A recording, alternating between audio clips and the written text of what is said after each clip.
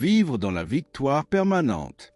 Bonjour et bienvenue sur la Parole Vivante TV, une chaîne de l'élévation spirituelle en Christ. 1. La victoire est votre héritage. La victoire n'est pas quelque chose que vous devez gagner à travers la lutte. Elle vous appartient déjà en Christ. Jean 16, 33 dit « Je vous ai dit ces choses afin que vous ayez la paix en moi. Dans le monde, vous aurez des tribulations. Mais prenez courage, j'ai vaincu le monde. » Votre position en Christ vous place au-dessus de toute situation ou attaque de l'ennemi. Écoutez bien ceci. Beaucoup de croyants vivent dans la lutte, l'inquiétude et la défaite, comme si la victoire était quelque chose à atteindre ou à mériter. Mais ce n'est pas le cas. La victoire n'est pas un prix à gagner. Elle est votre héritage en Christ. Dès le moment où vous êtes né de nouveau, Dieu vous a donné le droit de marcher dans la victoire.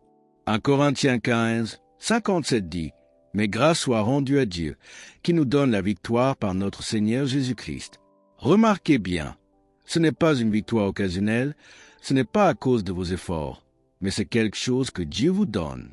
Vous n'avez rien à gagner, tout est déjà accompli par Jésus à la croix. Romains 8, 37 dit « Mais dans toutes ces choses, nous sommes plus que vainqueurs par celui qui nous a aimés. » Plus que vainqueur signifie que vous n'êtes pas simplement en équilibre entre succès et échec. Vous êtes positionné pour la victoire totale, quelle que soit la situation.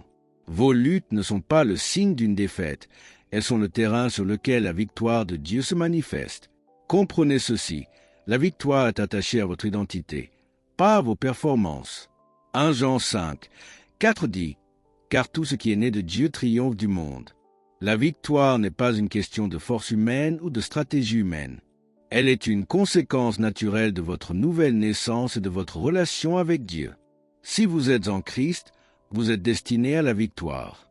Éphésiens 1, 18 à 21 nous montre que Dieu a déjà placé toutes choses sous les pieds de Jésus et nous a donné d'être assis avec lui dans les lieux célestes.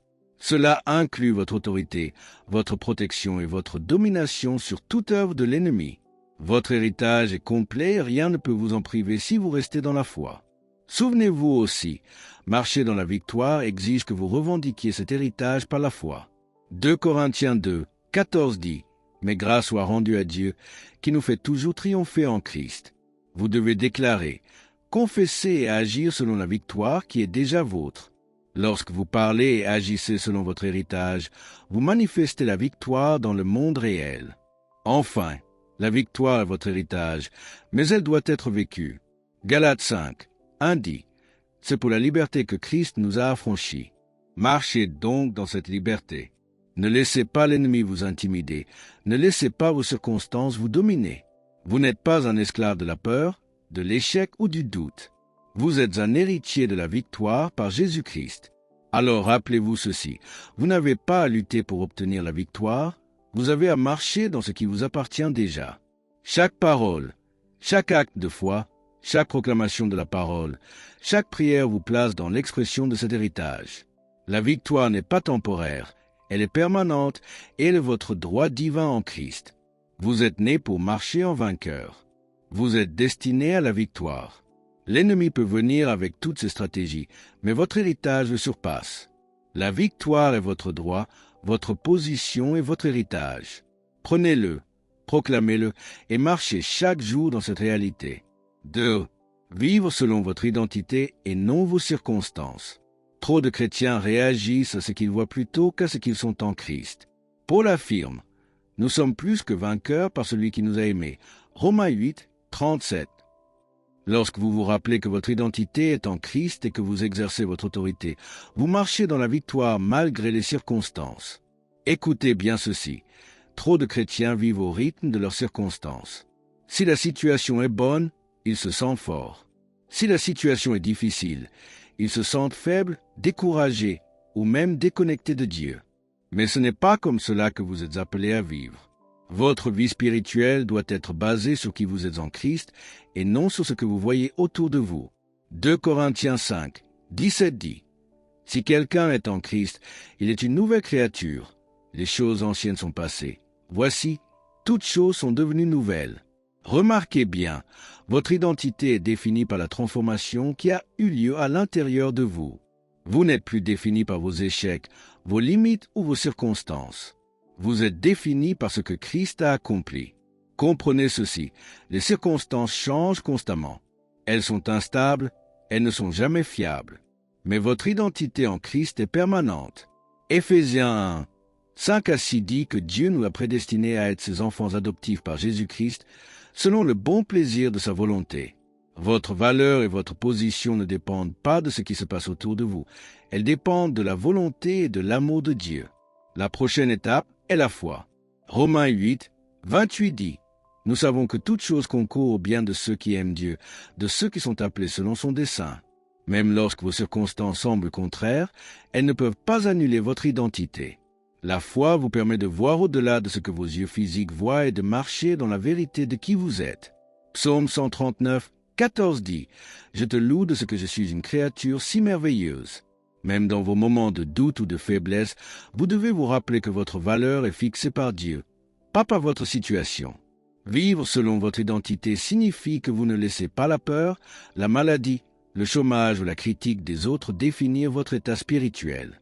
Jean 16, 33 dit « Dans le monde vous aurez des tribulations, mais prenez courage, j'ai vaincu le monde. » Ici encore, Jésus nous enseigne « Vous êtes en Christ. » Les difficultés sont réelles, mais elles ne sont pas plus réelles que votre position en lui.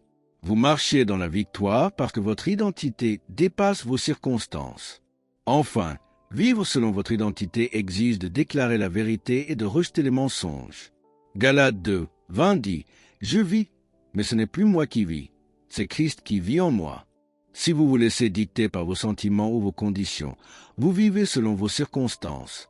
Mais si vous affirmez chaque jour que vous êtes en Christ, vos paroles et vos actions reflètent votre véritable identité et non vos situations passagères.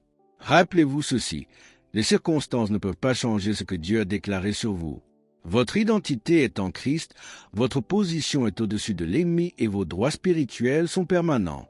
Chaque fois que vous vivez selon cette identité plutôt que selon vos expériences, vous affirmez l'autorité que Dieu vous a donnée et vous marchez dans la victoire réelle et durable.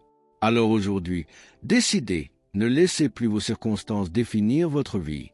Marchez dans l'autorité, la foi et la vérité de votre identité en Christ. C'est ainsi que le croyant vit libre, confiant et invincible. 3. Maintenir la vigilance et la foi. Même dans la victoire, il faut rester vigilant. L'ennemi ne se rend pas sans combattre. 1 Pierre 5, 8 à 9 nous avertit. Soyez sobres, veillez. Votre adversaire, le diable, rôde comme un lion rugissant, cherchant qui dévorer. Résistez-lui avec une foi ferme. La victoire se vit dans la constance de la prière, de la parole et de l'action selon la foi. Écoutez bien ceci, marcher dans l'autorité et la victoire ne signifie pas que vous pouvez vous relâcher. L'ennemi est toujours à l'affût et il cherche des occasions pour vous surprendre. C'est pourquoi il est essentiel de maintenir à la fois la vigilance et la foi. Ces deux éléments travaillent ensemble pour vous garder ferme, fort et invincible. 1 Pierre 5, 8 dit « Soyez sobres, veillez, car votre adversaire, le diable, rôde comme un lion rugissant, cherchant qui il dévorera. » Vous voyez, le danger est réel, mais la Bible ne dit pas que vous êtes impuissant. Elle dit que vous devez rester alerte et conscient, et que votre vigilance empêche l'ennemi de profiter de votre ignorance ou de votre négligence. Maintenir la foi est tout aussi important. Hébreux 11, 6 dit « Sans la foi, il est impossible de lui être agréable, car il faut que celui qui s'approche de Dieu croie qu'il existe et qu'il récompense ceux qui le cherchent. » La foi est le fondement de votre position en Christ. Même si l'ennemi attaque vos émotions, vos finances, votre santé ou vos relations, la foi vous garde alignés avec la vérité de la parole. Comprenez ceci. La vigilance ne consiste pas seulement à se protéger, mais à prendre une position active.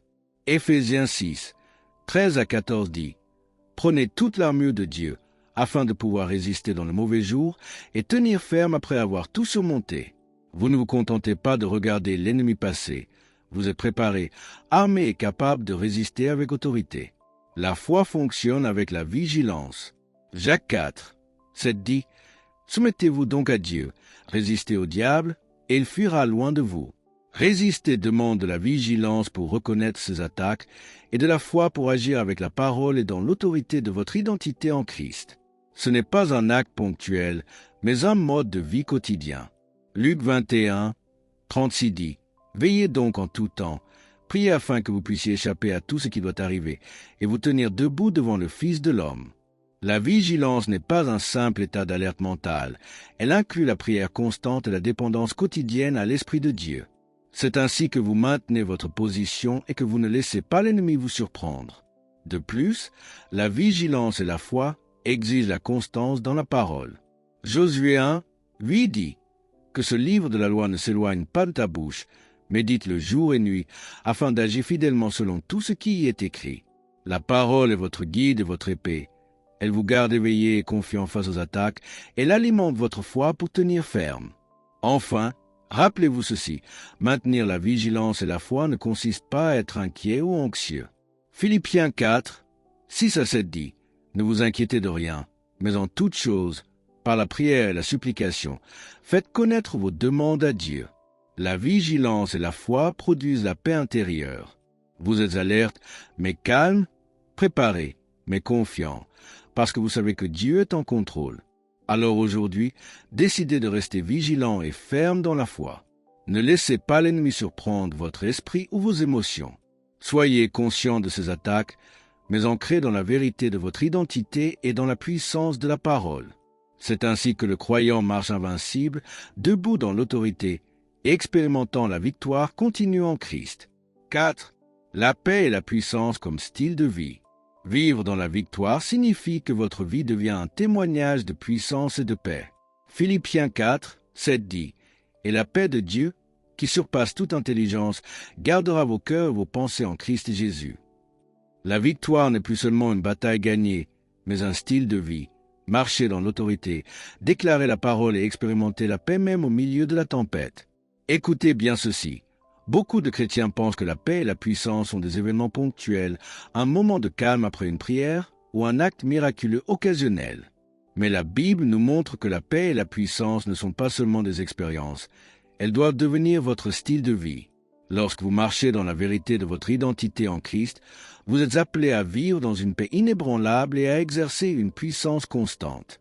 Jean 14, 27 dit, « Je vous laisse la paix, je vous donne ma paix. Je ne vous donne pas comme le monde donne. » Vous voyez bien, la paix ne dépend pas des circonstances autour de vous. Peu importe la tempête, peu importe la maladie, peu importe les problèmes financiers, la paix de Dieu peut habiter en vous de manière constante. Ce n'est pas un luxe, c'est votre droit divin. Mais la paix et la puissance sont liées. Acte 1, 8 dit, « Mais vous recevrez une puissance, le Saint-Esprit survenant sur vous, et vous serez mes témoins. » La puissance de Dieu n'est pas une force chaotique. Elle est liée à la présence et à la direction du Saint-Esprit, qui agit dans la paix, le discernement et la sagesse. Vous ne pouvez pas exercer l'autorité de Dieu efficacement sans cette combinaison de paix intérieure et de puissance divine. Comprenez ceci, vivre dans la paix ne signifie pas que vous ne rencontrerez jamais de problème. Philippiens 4, 7 dit que la paix de Dieu, qui surpasse toute intelligence, gardera vos cœurs et vos pensées en Christ Jésus. Même lorsque les circonstances sont difficiles, votre esprit peut rester calme et stable, et votre cœur peut continuer à marcher avec confiance dans la puissance de Dieu. Romains 8, 37 à 39 dit que nous sommes plus que vainqueurs par celui qui nous a aimés, et rien ne peut nous séparer de l'amour de Dieu. La puissance que vous possédez est déjà garantie par votre position en Christ, et la paix vous permet de marcher dans cette puissance sans crainte ni agitation. Quand vous comprenez cela, chaque action devient dirigée par l'Esprit et chaque parole devient une déclaration de victoire. Une autre clé, 2 Timothée 1, 7 dit que Dieu ne nous a pas donné un esprit de timidité, mais de puissance, d'amour et de sagesse. Remarquez l'équilibre. La puissance sans paix conduit à l'arrogance et la paix sans puissance conduit à l'inaction. Le style de vie chrétien que Dieu appelle à adopter combine les deux, marcher dans la paix intérieure tout en exerçant la puissance divine pour impacter votre monde. Vivre ainsi demande intention et pratique. Vous devez nourrir votre esprit avec la parole, rester dans la prière et demeurer conscient de votre identité en Christ. Chaque jour, choisissez de répondre aux attaques ou aux problèmes avec la parole de Dieu, avec foi et avec calme. Isaïe 40, 31 dit, « Ceux qui espèrent en l'Éternel renouvellent leurs forces. Ils prennent leur envol comme les aigles, ils courent et ne se lassent pas, ils marchent et ne se fatiguent pas.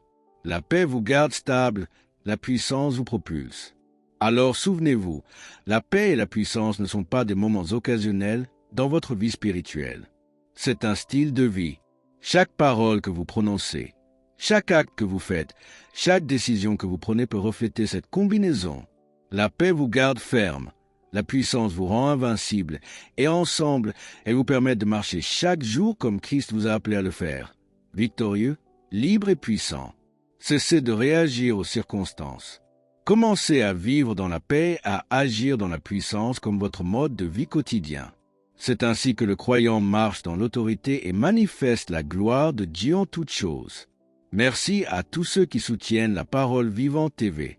Avec un super thanks, vous devenez partenaire de cette mission pour impacter des vies. Merci de vous abonner à la Parole Vivante TV.